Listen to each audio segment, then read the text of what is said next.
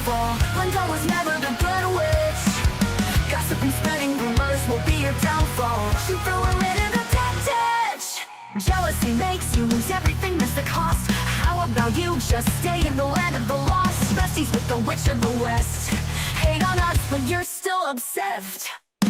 Getting you to be the big bad villain, babe, go get a psychoanalysis. Because I know I'm one in a million, but it's fine, I'll be your protagonist. You're talking too much, we can all hear your whispers. Calling us wicked is a little insulting. You gave them to her, but you can keep the rest with first thoughts. You're a girl's girl, but that's just disgusting. You can call me the bad witch, but I'm not the snitch. So tell me which is which? Which is which? Which is which? Which is which?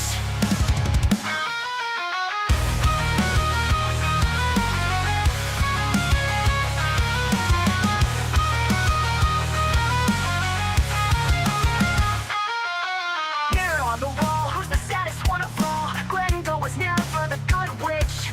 Gossip and spreading rumors will be your downfall. She threw her into the dead ditch. Jealousy makes you lose everything, that's the cost. How about you just stay in the land of the lost? Besties with the witch of the west. Hate on us, but you're still obsessed.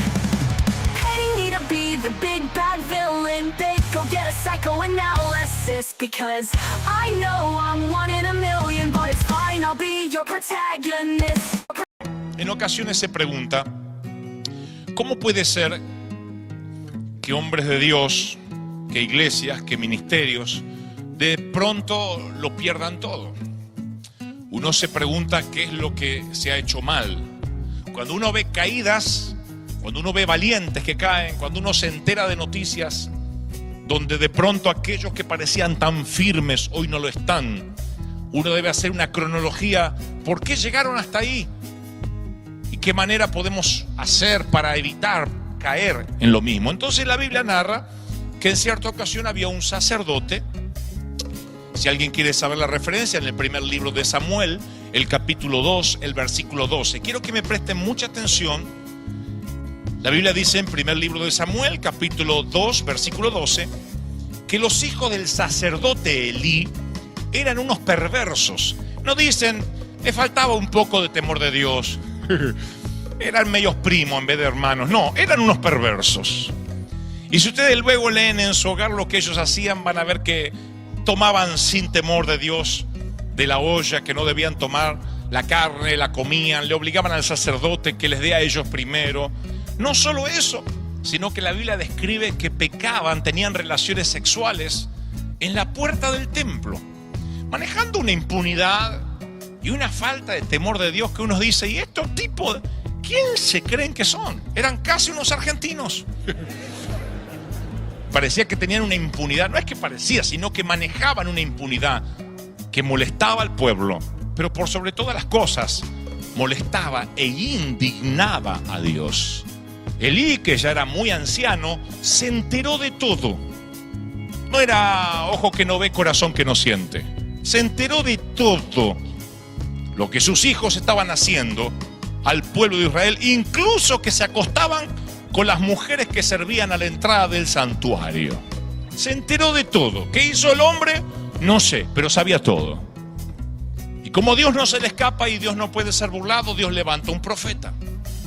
Un hombre de Dios fue a ver a Elí, hablamos del papá de estos perversos, y le dijo, así dice el Señor, ¿por qué pues tratan ustedes con tanto desprecio los sacrificios y ofrendas que yo pido que me traigan? ¿Por qué honras a tus hijos más que a mí y los engordas con lo mejor de todas las ofrendas de mi pueblo Israel? Por cuanto has hecho esto, de ninguna manera permitiré que tus parientes, me sirvan, aun cuando yo te prometí que toda tu familia me serviría siempre. Yo honro a los que me honran y humillo a los que me desprecian. ¡Ja! Casi no quiero leer esa palabra otra vez. Veo a Dios cambiando un plan. Dios le dice a Elí, si tú no estorbas a tus hijos, si tú no corriges lo que sabes que se está haciendo mal en tu casa, entonces tus hijos no me van a servir, ni tus nietos tampoco, a pesar de que yo dije que toda tu familia sería de bendición. Pero yo no voy a soportar que toquen con manos inmundas lo que es santo. Te bendigo, pero eres un administrador, papá. Algún día los hijos te arrancarán los ojos si tú no lo corriges hoy. Hay una famosa historia por ahí de un niño que alguna vez robó un lápiz del colegio y la mamá se lo festejó. Dijo, qué bueno porque no tenías lápiz. Y luego fue una mochila y más tarde fue una moto y más tarde cuando era grande fue un banco y luego fue a parar a la cárcel.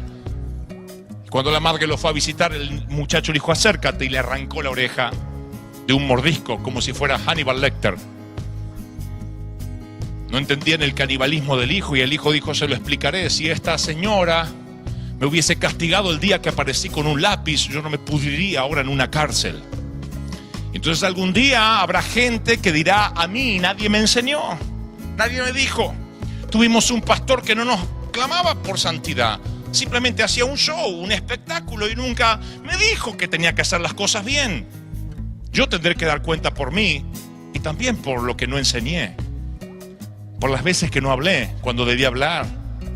Por las veces que hablé cuando debí callar. Yo tendré que dar cuenta. Este hombre tendrá que dar cuenta. Pero porque él simplemente decide honrar más a los hijos, más a la familia, y creer que esto es un negocio familiar en lugar de la presencia de Dios, lo pierde todo. ¿Y qué es lo que pierde? Está a punto de perder la presencia de Dios. Y eso es irrevocable. La misma persona que pierde la presencia de Dios no podrá traerla de regreso, no él. El que pierde la unción no podrá traerla de regreso. No si la perdiste, Dios levantará a otro para que la traiga de regreso, pero tú no podrás traerla de vuelta.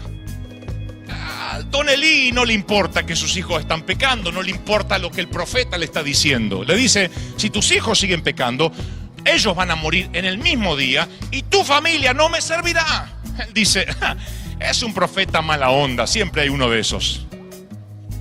Así que continúa su vida. Vienen los filisteos, se desata una batalla contra Israel. Eso es parte cotidiano de lo que siempre ellos viven. Y de pronto el sacerdote tiene una idea. Dice, yo sé lo que vamos a hacer. Saquemos el arca del pacto. El arca del pacto tipificaba la presencia de Dios. Y él dijo, saquémosla del lugar santísimo y hagamos algo loco. Vamos a llevar la presencia de Dios al frente de batalla. Y entonces los enemigos van a morir, porque ahí está la presencia de Dios, nos va a defender. Él pensó que podía manejar la unción y en un momento se confundió y confundió la presencia de Dios con un talismán mágico. Dice la Biblia, cuando el ejército regresó al campamento, 1 Samuel 4:3, los ancianos de Israel dijeron, ¿por qué nos ha derrotado hoy el Señor? Traigamos el arca del pacto. Así el poder nos defiende de nuestros enemigos. Ellos dijeron, creo que conocemos el negocio, sabemos cómo hacer para que esto funcione. Sabemos cómo hacer para que esto funcione. Siempre hay un momento en que los ministros creemos conocer qué botones apretar para que una iglesia funcione. Todos cometimos ese error.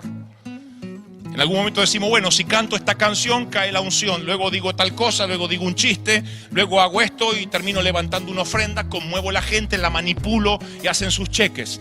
Todos pensamos en algún momento que podemos manejar la presencia de Dios, que podemos agarrar el arca, ponerla en el medio y es un talismán mágico, tengo la franquicia del arca.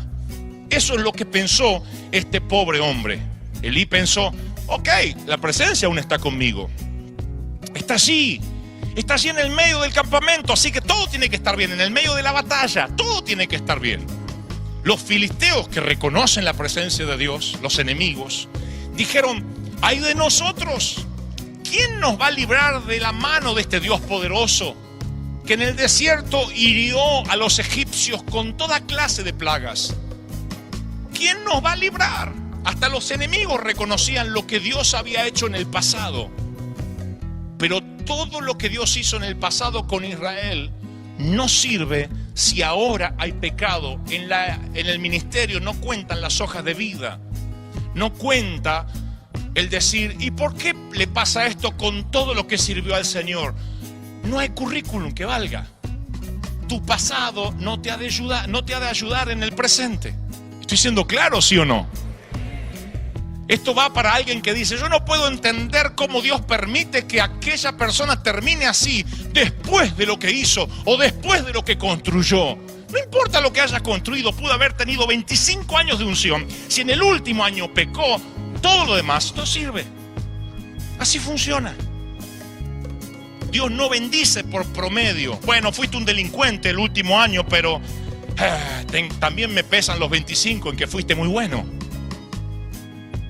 Mata a una persona, mata a tu suegra y dile al juez que es la primera vez que lo haces, que nunca antes la habías matado, que siempre la habías besado. Dile, no cuenta que 35 años la soporté y la abracé. Solo porque le pegué un tiro en la frente, ¿voy a ir preso? No alcanza. Te pueden amenguar la sentencia porque no tienes antecedentes, pero no alcanza. Y esta palabra va para muchos que dicen, yo he servido tanto al Señor, 24 años, 30 años sirviendo al Señor. ¿Qué estás haciendo ahora? Es la pregunta. Porque conozco un montón de gente que sirvió al Señor y en los últimos tiempos perdieron la brújula y es como si no hubiesen hecho nada. Y todo lo que Dios hizo, miren los filisteos diciendo, ¡wow! Nos van a pasar por arriba. Los enemigos no sabían que había pecado en Israel. Y que el mismo arca allí, en el centro de la batalla, es solo un amuleto, un mueble viejo, si no hay santidad, si no hay integridad. Aprendamos el negocio, aprendamos a cantar aleluya, las nuevas canciones y digamos, presencia de Dios puede decirte, sabemos cómo funciona esto, sabemos qué música toca el alma, tenemos una gran organista, tenemos grandes músicos, un gran coro, no necesitamos a Dios y van a ver lo que pasa.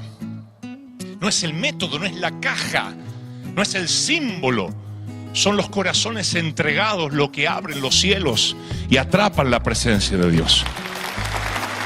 Un corazón íntegro, santo, puro. Y por más que recuerdes lo que Él hizo y tengas memoria de cómo Él mandó plagas a los egipcios, eso no servirá hoy si has decidido honrar a tus hijos por encima de la presencia de Dios, si has decidido condonar el pecado por encima de lo que Dios te está pidiendo. Los filisteos están asustados, pero igual atacan. Y atacan y matan a los hijos de Elí, tal como el profeta había dicho. Y no solo eso, les roban el arca. Les roban la presencia de Dios.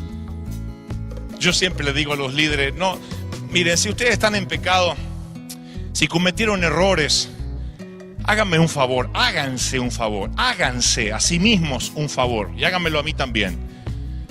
No toquen lo santo, no salgan a la guerra, no salgan a la guerra intentando llevar la presencia de Dios allí si tus manos no están puras. Tengan el valor, si tuviste el valor para bajarte el pantalón y tener relaciones con que no debías, ten el valor también para decir, pastor, yo estoy en pecado, me quiero sentar, quiero restaurarme.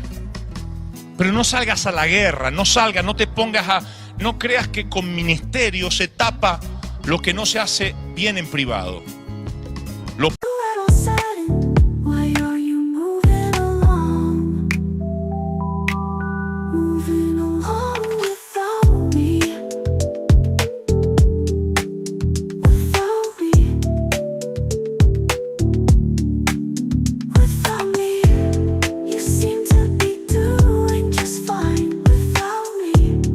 Smiling all of the time without me. Your work extended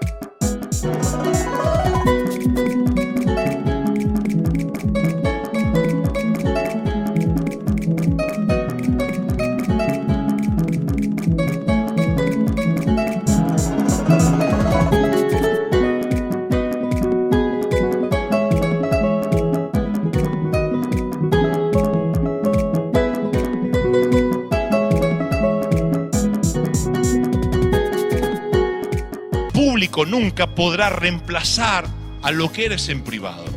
Yo puedo ser un excelente orador, un gran predicador y un pésimo padre, un pésimo esposo, y una cosa no quitará ni borrará la otra. Dios no dirá, bueno, es que lo necesito como predicador. No pagas con servicio público lo que no haces en privado, porque te robarán la presencia de Dios, te la quitarán.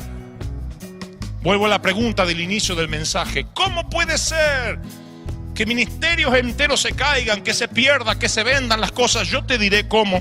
Cuando las cosas no se hacen bien, la presencia de Dios, la gloria es traspasada. ¿Quieres que te diga cuál es el nombre más triste de toda la Escritura? Hay un nombre que es muy triste, posiblemente es el peor. No es Judas Iscariote, no es Coré, no es Satanás. El nombre más triste, el nombre más triste de la Biblia es Icabod, la nuera de Elí, el sacerdote. Cuando se entera que su esposo y su suegro mueren, porque cuando le dan la noticia al suegro, a Elí, de que los hijos mueren y que se robaron la presencia, dice la Biblia que estaba tan viejo y tan gordo y sentado en una silla que se cayó para atrás y se desnucó.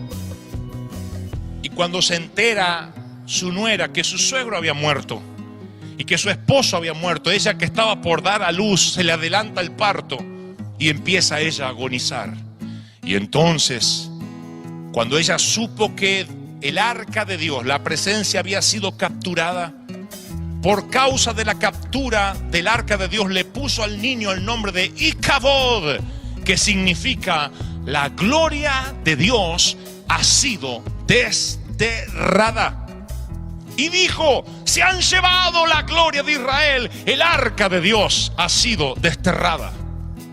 Imaginen lo que ese niño tiene que vivir cuando crece. Icabod es lo mismo que decir: ¡hey, tú, el sin presencia de Dios! Cada vez que lo nombraban, recordaban: la gloria ha sido desterrada. Ese niño representa una generación entera que nunca conoció la gloria de Dios, solo vive de espiritualidad prestada y de lo que los padres alguna vez vivieron. En las iglesias hispanas hay generaciones enteras que deberían llamarse la iglesia del Icabod. No conocieron nunca la gloria de Dios. Cuando nacieron ya no había presencia en sus iglesias. Cuando nacieron el arca ya no estaba ahí. No hay adoración genuina, no hay presencia de Dios, no hay convicción de pecado. Uno se entera que hay raperos, cantantes de hip hop, cantantes de rock cristianos que viven en pecado 10 años hasta que los descubren.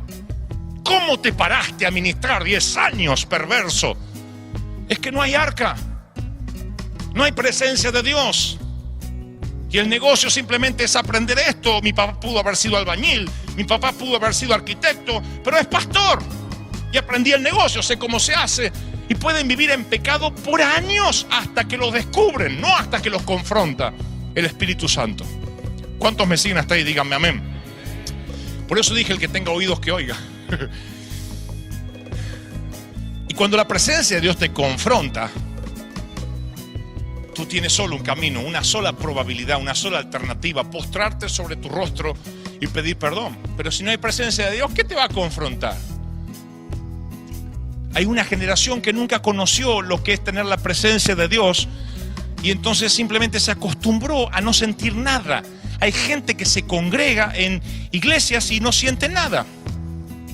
No siente nada. Y uno le dice: ¿y hay presencia de Dios? Y estuvo lindo hoy. No me estás entendiendo la pregunta. La gloria de Dios estuvo allí. Cantó re bien la hermana. No me estás entendiendo. Se acostumbraron. Los filisteos se llevaron el arca, la tuvieron 7 meses, les trajo un montón de problemas y la devolvieron a un tal Abinadab, a un sacerdote. Y Dios levanta en Israel a un hombre llamado Saúl. ¿Qué creen que hizo Saúl al ser rey? ¿Qué hubiesen hecho ustedes si los nombran rey de Israel? ¿No hubiesen dicho: traigamos el arca? Vamos a pedirla, la tiene un sacerdote nuestro. No la tenían los enemigos ya. Los enemigos la habían devuelto a causa de los problemas que les trajo. La tenía un sacerdote. ¿Por qué no lo fue a buscar? Porque Saúl era de la era de la carne, la era del Icabod.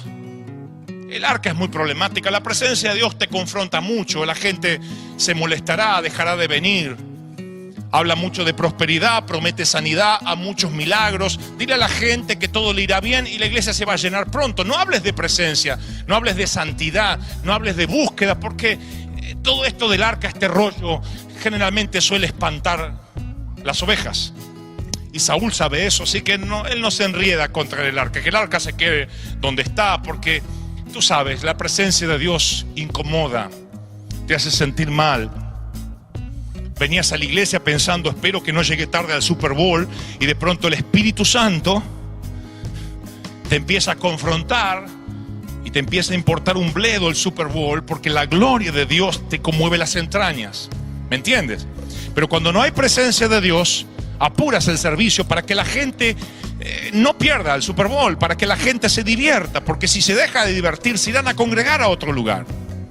La presencia de Dios no le importa el tazón, no le importa lo que tengamos que hacer, no le importa una final de fútbol. Yo he crecido en iglesias sin arca, en iglesias sin presencia de Dios. Me enseñaron, sí, tuve teología, sí, pero no había presencia de Dios. Las liturgias, los programas armados. He soportado miles de coros sin vida, coros antibíblicos. Me presentaré ante ti con las manos vacías. Estoy cansado del camino. Estoy harto. Ay, bendéceme. Coros que eran para pegarse un tiro. Yo vi a suicidas que decían, entré a la iglesia dudando si me quitaba la vida o no. Ahora no tengo dudas, me la voy a quitar. Coros sin vida, coros sin poder, mensajes huecos. Así me crié. Por misericordia, una noche Dios me tocó con el Espíritu Santo. Supongo que tenía un plan conmigo. Pero por décadas y décadas yo estaba allí aburrido. Este es mi compromiso pastoral, iglesia. Yo no permitiré como pastor que las cosas sagradas se transformen en comunes. Nunca. No cantaremos un solo coro en esta iglesia solo para rellenar o para hacer tiempo mientras la gente ofrenda. Nunca. No voy a permitir que las cosas sagradas sean comunes, que sean aburridas, que la gente bostece entre coro y coro. La gloria de Dios está aquí y por Dios merece nuestro respeto. ¿Cuántos aplauden a ese Dios? ¡Aleluya! ¡Santo! Así que si alguien viene a esta iglesia a vivir una buena reunión, un buen servicio, quiero decirte que has llegado a la iglesia equivocada con el predicador equivocado. Si estás buscando solo un servicio, este no es el lugar, tienes que buscar otro lugar. Pero si estás buscando a Dios, bienvenido a la hermandad de los corazones hambrientos y sedientos por las cosas de Dios. Aleluya. Aleluya. Saúl era el rey de la carne, David era el rey según el Espíritu. Por eso Bartimeo nunca dijo, Señor, hijo de Saúl, ten misericordia de mí, hijo de David. Por eso nunca se construyó la ciudad de Saúl, sino la ciudad de David. Saúl era el hombre que lo pusieron porque su estatura era el más hermoso de todos. Dijeron, ¿no hay otro? Llenaba los estándares humanos. Era el rey de la carne, el rey sin arca. David era un hombre conforme al corazón de Dios. Y alguien tiene que pararse y decir, señores, se terminó la era Saúl. Se terminó. Iglesia, no llores por Saúl. Dios le dijo a Samuel, ya basta de llorar por Saúl. Yo ya lo he desechado para que no sea rey de Israel. No llores por Saúl.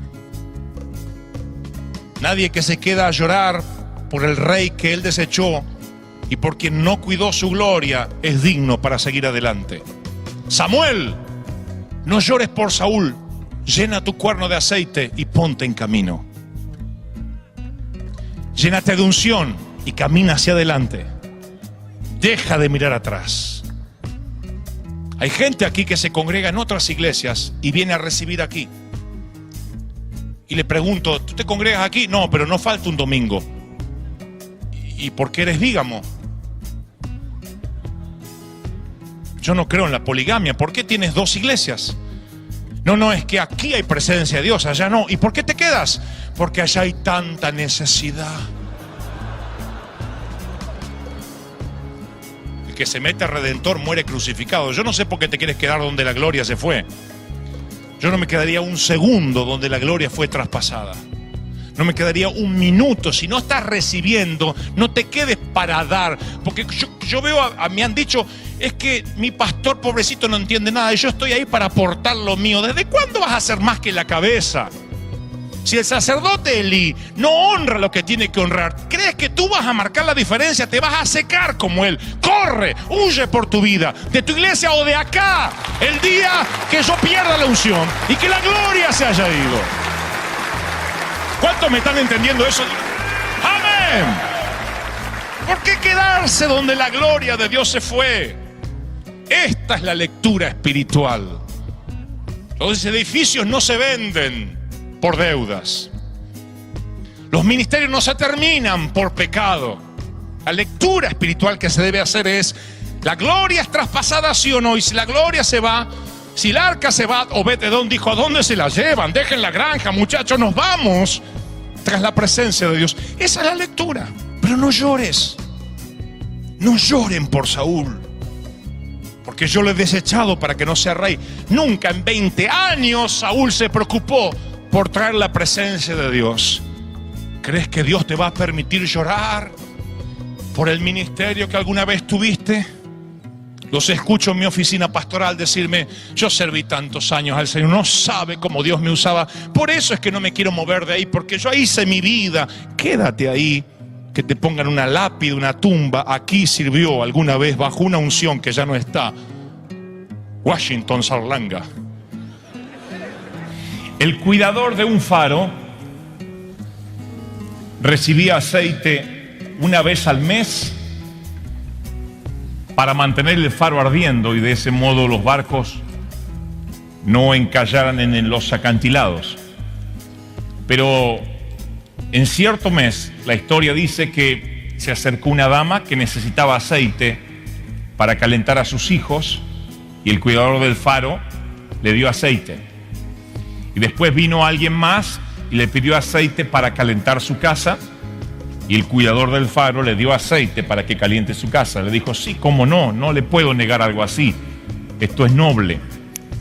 Y finalmente alguien más vino y pidió aceite para engrasar la rueda de un carro. Y el cuidador del faro dijo, no me puedo negar, estoy para servir. La cosa es que la historia dice que el aceite se le acabó y el faro se apagó y varios barcos se estrellaron y encallaron en los acantilados. El hombre fue despedido de inmediato, no sin antes él pidiera derecho a réplica. Y dijo, pero yo hice una obra de bien, obra de bien, obra de bien, obra de bien.